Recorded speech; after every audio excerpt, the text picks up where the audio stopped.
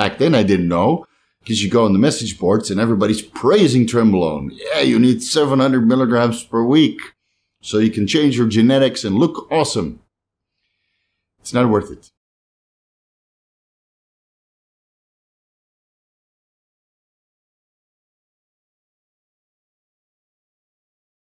Vigorous PDs, Coach Steve, let's discuss how Trenbolone affects your blood work. Now, I'll have to come clean with you guys, is that I don't have so much data to pull from, even though I've coached a significant amount of bodybuilders or fitness enthusiasts who have used Trenbolone in the past, whether that was for a contest prep or during the off season, or just for a regular old cutting phase and body recomposition. Every time I tell my clients to do blood work on Tren, they're gone. Well, they're not gone, but they would usually say, bro, can I do it after the contest prep or cutting phase? Because I know my blood work is going to be bad. So you get a little bit of this head in the sand behavior, and whatever health ramification is going on at that time is being pushed under the rug. And then it turns into a rope pulling contest between me, the coach, and them, the client. Me telling them and instructing them, like, bro, please, it's very important that you do your blood work on Trenbolone. And even if it is bad, at least we have the data to make some adjustments to your health supplementation, perhaps your blood pressure, if you're not checking that frequently, which I instruct most of my clients to do on a daily basis, and all the other health ramifications that come along with Trenbolone. So I do not have the data regarding the blood work as much as I like, but I feel that there's enough to pull from to give you guys an idea of how Trenbolone affects your blood work, at least based on what I've seen and what I've read over the last 20 years. No, maybe not 20 years. First 5 years I didn't research steroids, but let's say the last 15 years of doing research regarding Trenbolone and other performance-enhancing drugs.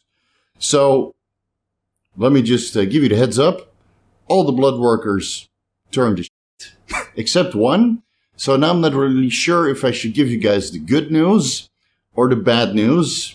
Let me give you guys the good news first. Trenbolone, as many of you guys know, might increase IGF-1 sensitivity. That's the insulin-like growth factor 1. And whether that comes from the increased nutrient partitioning or the increased calorie expenditure, IGF-1 sensitivity is increased on Trenbolone, which increases with a dose-dependent fashion, which results in an increased insulin sensitivity because, nutrient uptake occurs through the IGF-1 pathway as well as the insulin pathway. So by increasing IGF-1 sensitivity, blood sugar levels are usually decreased. Again, in the case that Trenbolone is used being the off-season, this might not occur as dramatically as you see during a contest prep when caloric intake is restricted, especially carbohydrate intake. Blood sugar levels are generally going to be lower while using Trenbolone, which results in a better hemoglobin A1c level or percentage compared to regular hemoglobin. Hemoglobin A1c is also known as glycosylated hemoglobin, which occurs when glucose enters the red blood cell, which contains hemoglobin, and then hemoglobin interacts with glucose, turning into hemoglobin A1c variety. So the higher your blood glucose concentrations are going to be, the higher the percentage of the hemoglobin A1c compared to regular hemoglobin in the bloodstream or within the red blood cells. Now, this hemoglobin A1c differential represents average blood glucose concentrations over the last 90 days to 120 days. Because hemoglobin is glycosylated within the red blood cells, and red blood cells have an active life of 90 to 120 days before they get metabolized, releasing their hemoglobin or hemoglobin A1c into the bloodstream. So this hemoglobin A1c concentration or differential gives you an average reading of your blood glucose levels within the last 90 to 120 days. So you'll see that with Trenbolone treatment or therapy or recreational use is that this hemoglobin A1c differential slowly reduces because blood glucose concentrations reduce. So if you use Trenbolone consistently for 90 days to 120 days, which is something I don't recommend. I recommend up to 8 weeks, 10 weeks maximum, if it's warranted. Maybe if you're doing 2 shows back to back and, maybe one of them is postponed with 2 weeks. Okay, you start 8 weeks out and you extend it to 10 weeks. Yeah. Again, circumstantial, might just be warranted. But if you run Trenbolone for prolonged periods of time, which is, again, something I don't recommend, The only marker that will reduce or improve is hemoglobin A1c, perhaps from 5% to 4.7%. 4.5% is the lowest that I've seen, so that's a 10% improvement. Now, if your hemoglobin A1c was, way higher, let's say 5.5%, it might improve to 5%, ending up in the middle of the reference range. But I will say this, because Trenbolone is known to increase hematocrit levels, and it doesn't happen with everybody. So if you responded to testosterone in the similar fashion and you get some erythropoietic action from testosterone by itself, adding Trenbolone on top will dramatically increase this as well. So it's not a given that hematocrit levels go up and then the red blood cell count increases. Same as with Primobolan. So if it increases it on testosterone, on Primobolan or Trenbolone, it might increase as well, but it's not a given. But if hematocrit and red blood cell count did increase, you'll see that the differential between regular hemoglobin and hemoglobin A1c skews further, because now you're producing more hemoglobin, you're producing more red blood cells, and after prolonged Trenbolone exposure, let's say 90 days to 120 days, the reduction in blood glucose concentrations and glycosylated hemoglobin is further skewed by increasing hemoglobin concentrations because your red blood cell count is increasing. So please keep that in mind. Again, it's the only marker that improves or might improve while you're taking Trenbolone, and everything else goes south. Some of them pretty badly. So let's get into that. Again, the red blood cell count we already discussed. Trenbolone might increase hematocrit and red blood cell production. So keep that in mind. If you're donating on testosterone or you're donating on a combination of testosterone and Primobolan, you're probably going to have to donate frequently by adding Trenbolone to that protocol as well. How does Trenbolone affect your lipids? Disastrously. Because it's such a potent androgen and it acts upon the liver, you'll see a lot of changes in your lipid concentration.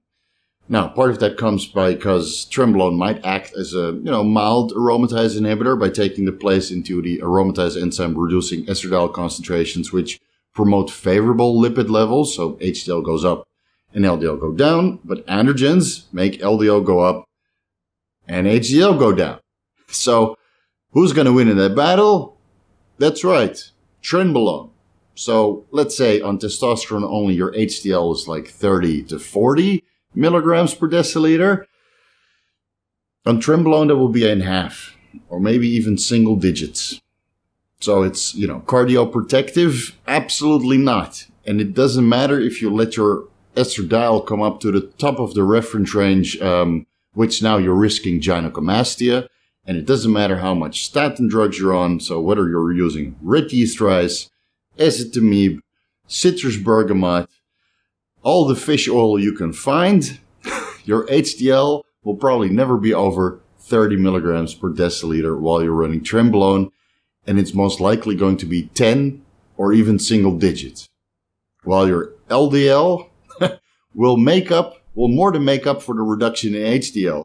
So you'll see your LDL go from 120 milligrams per deciliter and you add the Trenbolone on top, 150, 170, 300 is what I've seen during a contest prep.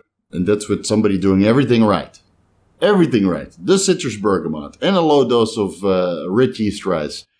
Not ezetimibe, that's something I introduced recently. So I'm surely going to put some of my clients on 10 milligrams of ezetimibe when they're running Trenbolone. All the fish oil in the world, doing daily cardio. You will never, ever, ever see your lipids anywhere close to a favorable range on Trenbolone.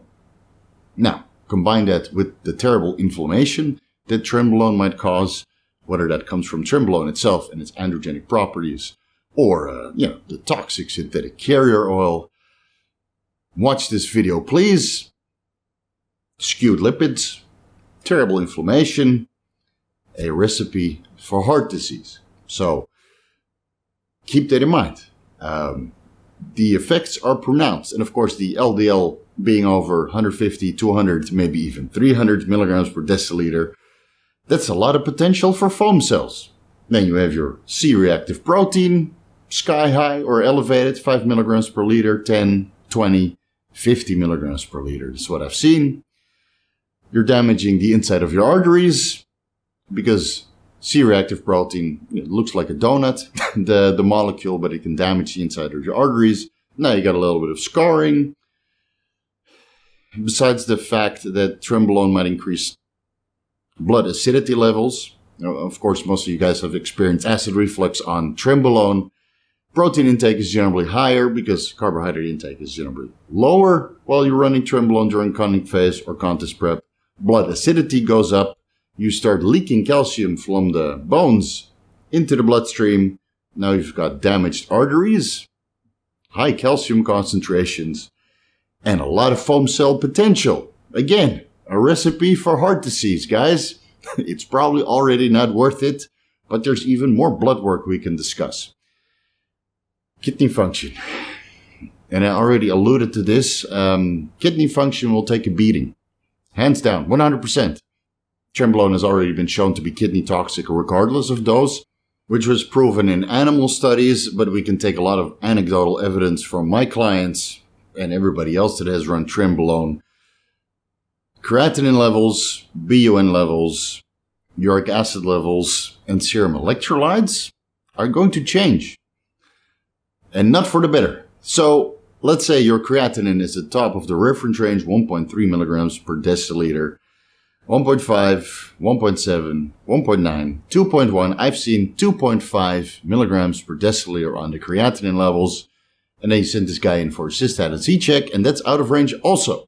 And then you wish you never used Trenbolone in the first place. Of course, that's in hindsight when you get a deleterious health ramification, but I can tell you from my experience, the experience of all my clients and all the anecdotal evidence, Trenbolone puts a tremendous amount of pressure on your kidneys. And knowing that kidney function is not easily restored or recovered, already makes it not worth it. Besides the terrible anger management issues, which are immediate. And of course, the kidney toxicity might be occurring over prolonged periods of time to the point you might need dialysis. And there are several pros out there that were known to take a hefty dose of Trenbolone sandwich and then combine that with non-steroidal anti-inflammatory drugs. They might blame the NSAIDs, but it's probably the combination of Trenbolone with NSAIDs. And of course, high blood pressure, because Trenbolone, like no other injectable compound, increases blood pressure tremendously. So if you still need to run it, after hearing all these kidney problems that can possibly occur while using Trenbolone, you might need to consider an ARB or a beta blocker or a PDA5 inhibitor or all three or a combination of two. Because blood pressure will increase tremendously, and I'll tell you from my experience, the last time I used Trenbolone, every time I would do leg press, on my first working set, my nose would explode. Explode! All over my pants. Let's not go there. It was the nose that exploded. And then, you have a little bit of an explanation to do, not only to the gym staff, but to all the bodybuilders around you. So, bro, what happened? Are you running Anadrol? And that never happened on Anadrol, but on Trenbolone it was a given. Every leg workout, I would get a bloody nose, and I would always have my tissues prepared just in case. And it got so bad that I would just, have 2 cotton balls ready before every 2 working sets for the leg press, because my blood pressure would be out of control, unreadable, purple tomato face, and that's doing everything right. Well, I didn't know about ARB blockers and beta blockers back then, but I was on Cialis and controlling my electrolyte intake, making sure I get sufficient amounts of magnesium, calcium, and my sodium potassium intake was all favorable to regulate blood pressure the best way possible. Still, exploding noses galore during leg press or other heavy compound exercises. Keep that in mind. And of course, high blood pressure for a short period of time, might not be so deleterious on your kidney function, but over prolonged periods of time, and even if you keep your blood pressure in range, the kidney toxicity from Trenbolone, it probably doesn't make it worth it. So, luckily, myself and most of my clients are able to get their creatinine levels back into range over time, but either by going off anabolic steroids or by excluding the Trenbolone for years on end and running, astragalus root extract. But again, you're patching one hole with the other, so it's, I don't think it's the correct way going forward. And that's just the kidney function.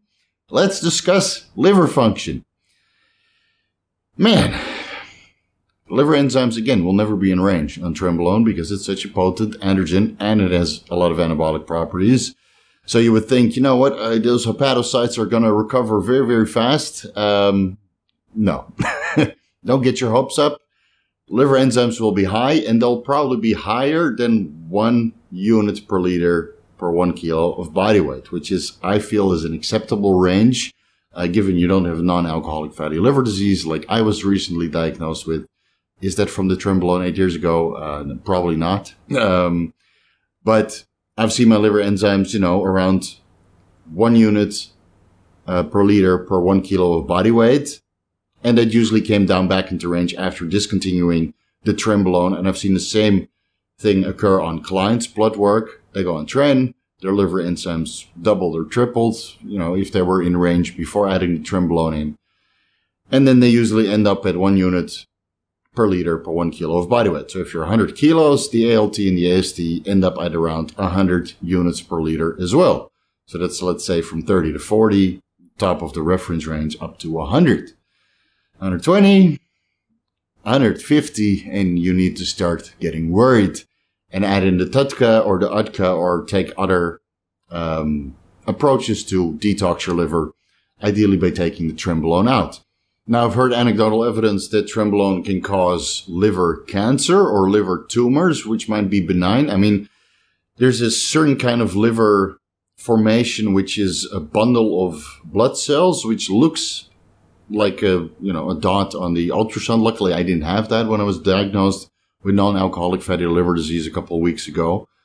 But I've seen it on clients' blood work where they have non-alcoholic fatty liver disease and a small hematoma within the liver after adding the Trenbolone in. And these are only the clients that, of course, are as health conscious as I am. But even though they got a show to win, they still do their blood work frequently and they get their ultrasounds done frequently because they don't want to have, any long-term negative health effect besides the immediate negative health effects that Trenbolone causes and all the side effects that I had to make, how many videos about. So you'll see that they form on Trenbolone, is it called a hematoma? And I'm not exactly sure what it's called, but within the liver, there's a bundle of blood vessels which shows up as a discoloration on the ultrasound. And that I've seen it happen twice on Trenbolone. Now, that's also in combination with halotestin. Again, bodybuilders are going to bodybuild, and when there's a show to win and a substantial amount of prize money on the line and a reputation to uphold, drug intake gets into the abusive category. Again, I try to keep those exposure as short as possible in duration. But I've seen it several times on ultrasounds. Before Trenbolone, ultrasound was okay, maybe mild non-alcoholic fatty liver disease symptoms or signs. And then after Trenbolone, maybe 10 weeks with halotestin at the end to win the show, sharp, hard as nails. And then there's a little bundle of blood vessels in the liver. Scary. That's why I never really talk about Trenbolone because it's, all things considering, man, it's, why would you want to take it, right? And back then I didn't know because you go on the message boards and everybody's praising Trenbolone. Yeah, you need 700 milligrams per week so you can change your genetics and look awesome. It's not worth it. Take it from me, all the blood work I've seen, ultrasounds that I've seen, whether that was on the kidneys or the liver or the heart. Really, man, there's so much better compounds out there. Okay, so that covers the liver, the kidneys, blood count, and perhaps estradiol concentrations. The last one I want to add into this video because it's probably going to be another 20 to 30 minute video.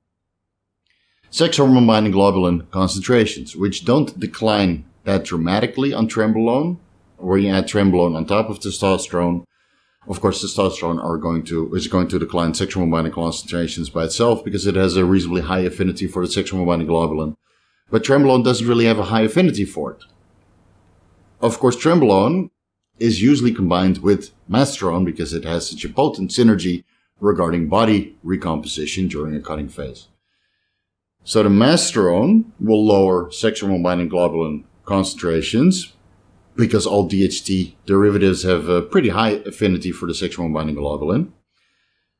So you'll see that testosterone, maybe you're lucky you get your sexual binding globulins in the middle of the range, your sex drive is still good. You add in the Trenbolone, sexual binding globulins reduce slightly, and then you add the Masteron on top, and your sexual binding globulin levels are magically gone. Single digits, just like your HDL, and maybe your estradiol will be single digits as well. So aromatase inhibitors might not be required when you use testosterone, Trenbolone, and Masteron together. Now, it's something to keep in mind that the potential for Trenbolone isn't mediated through the sexual binding globulin receptor complex, again, because it has such a low affinity for it compared to DHT derivatives. So you have to look at it this way. Trenbolone predominantly acts through the androgen receptor, and DHT derivatives like a Masteron or a Primobolan partially goes through the sexual binding globulin receptor complex. So now you have Masteron or DHT derivatives activating the sexual binding globulin receptor complex and the androgen receptor.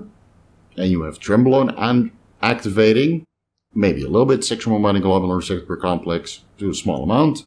I'll put up the affinities, the relative affinities here on the side of the screen so you guys can follow along with the relative binding affinities to the either sexual binding globulin receptor or the androgen receptor based on testosterone, dihydrotestosterone, Trenbolone, and some of the DHT derivatives.